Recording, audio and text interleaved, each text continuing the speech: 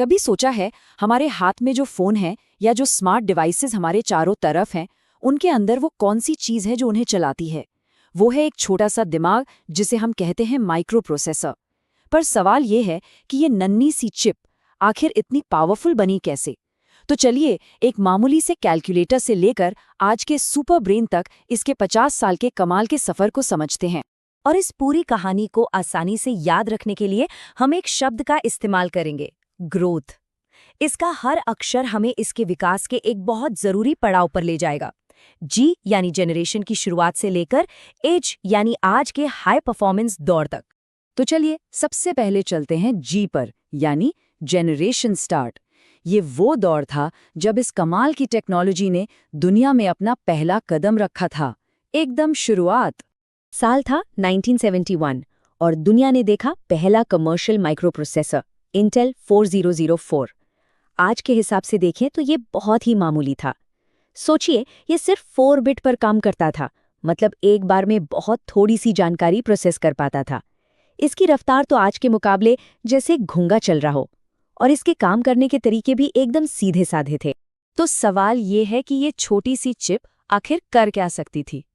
उस समय ये कंप्यूटर तो नहीं चला रही थी, नहीं।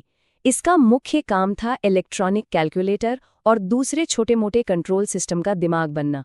यहीं से इसी एक छोटी सी चिप से एक बहुत बड़ी क्रांति की नींव रखी गई। अब कहानी में थोड़ा आगे बढ़ते हैं, आर की तरफ, यानी रिफाइनमेंट। इस दौर में टेक्नोलॉजी ने अपने शुरुआती कदम बढ़ा लिए थे। अब वो पहले से ज्यादा काबिल और शक्तिशाली बन रही थी। 70 के दशक के बीच में इंटेल 8080 जैसे प्रोसेसर आए। ये 4 बिट से सीधा 8 बिट पर एक बड़ी छलांग थी। इसको ऐसे समझते हैं जैसे एक छोटी सी गली को डबल लेन रोड में बदल दिया गया हो, जिससे दोगुना ट्रैफिक एक साथ निकल सके। ये चिप्स ज्यादा तेज थे, ज्यादा भरोसेमंद थे और ज्यादा स्मार्ट। और इस सुधार का असर क्या हुआ? असर ये हुआ कि अब माइक्रो प्रोसेसर सिर्फ कैलकुलेटर तक ही सीमित नहीं थे। वो अब शुरुआती पर्सनल कंप्यूटर्स और बड़ी बड़ी औद्योगिक मशीनों का दिमाग बन रहे थे। अब हम आते हैं ओ पर, यानी ऑप्टिमाइजेशन। और यकीन मानिए, ये वो दौर था जिसने माइक्रो प्रोसेसर को लैब से निकालकर हम सबके घरों तक पहुंचाने की क्रांति शुरू की। तीसरी पीढ़ी हमें ले आई 16 बिट आर्किटेक्चर पर, जैसे इंटेल 8086 में था। हमारी वो जो डबल लेन सड़क थी, वो अब एक मल्टी लेन हाईवे बन चुकी थी। डेटा और भी तेजी से आ जा सकता था। प्रोसेसर अब ज्यादा मेमोरी संभाल सकते थे और हर काम पहले से कहीं ज्यादा तेजी और सफाई से होने लगा था। और ये एक बहुत बड़ा एक निर्णायक मोड़ था। ये सिर्फ एक अपग्रेड नहीं था, ये उस क्रांति की नींव थी जो हर घर में कंप्यूटर लेकर आने वाली थी। इन्हीं प्रोसेसरों की वजह से पर्सनल कंप्यूटर का सपना हकीकत में बदला। यहाँ से बदलाव की रफ्तार और भी तेज हो गई। अब बात सिर्फ ऑप्टिमाइजेशन की नहीं थी, बल्कि हम यानी वाइडनिंग कैपेबिलिटी के दौर में जा रहे थे। मतलब क्षमताओं का एक जबरदस्त विस्तार।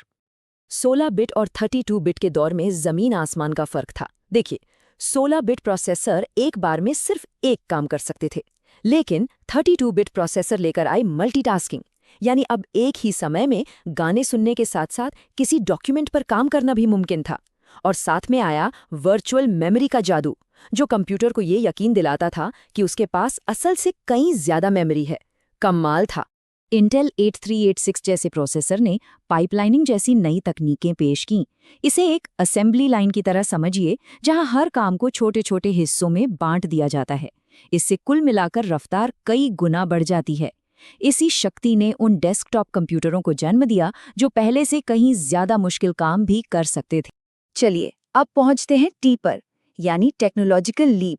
ये सिर्फ बिट्स को दोगुना करने से कहीं ज्यादा था। ये असल में प्रोसेसर के काम करने के तरीके में एक बहुत बड़ा, एक बुनियादी बदलाव था। इंटेल पेंटियम सीरीज के साथ 64 बिट का दौर शुरू हुआ। प्रोसेसर्स अब सुपर स्केलर हो गए थे।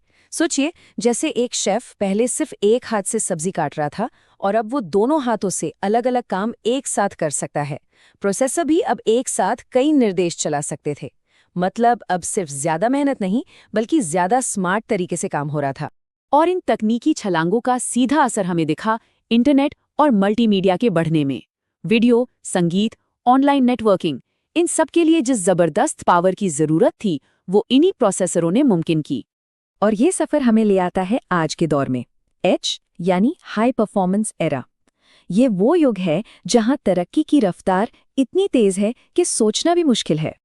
आज के जो आधुनिक प्रोसेसर हैं, वो एक छोटी सी चिप पर अरबों ट्रांजिस्टर समेटे हुए हैं। जी हाँ, सही सुना, अरबों। ये संख्या दिमाग को चकरा देती है। बस इतना सोचिए, हमारे नाखून से भी छोटी एक चिप में अरबों छोटे छोटे स्विच लगे हैं, जो पलक झपकने से भी तेज गति से काम कर रहे हैं। सच में कमाल है।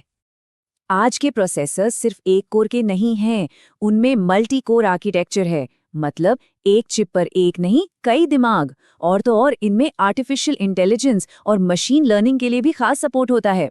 ये कंप्यूटर, मोबाइल, सर्वर आज लगभग हर स्मार्ट डिवाइस में मौजूद हैं। तो चलिए इस पूरे सफर को एक बार फिर से देखते हैं। हमारी ग्रोथ की कहानी जी से शुरू हुई, एक मामूली शुरुआत। आर ने इसे रफ्तार दी, ओ ने इसे घर घर तक पहुंचाया, डब्ल्यू ने हमें एक साथ कई काम करने की आज़ादी दी, टी ने स्मार्ट प्रोसेसिंग की शुरुआत की, और आज हम एच के मल्टी कोर और एआई के दौर में जी रहे हैं। आज हम एआई और मल्टी कोर चिप्स के एच युग में हैं, लेकिन सबसे बड़ा सवाल तो ये है, ग्रोथ की इस कहानी का अगला अक्षर क्या होगा? इस टेक्नोलॉजी का भविष्य हमें और कहाँ ले जाएगा? ये एक ऐसा सवाल है जिसका जवाब आने वाला वक्त ही देगा।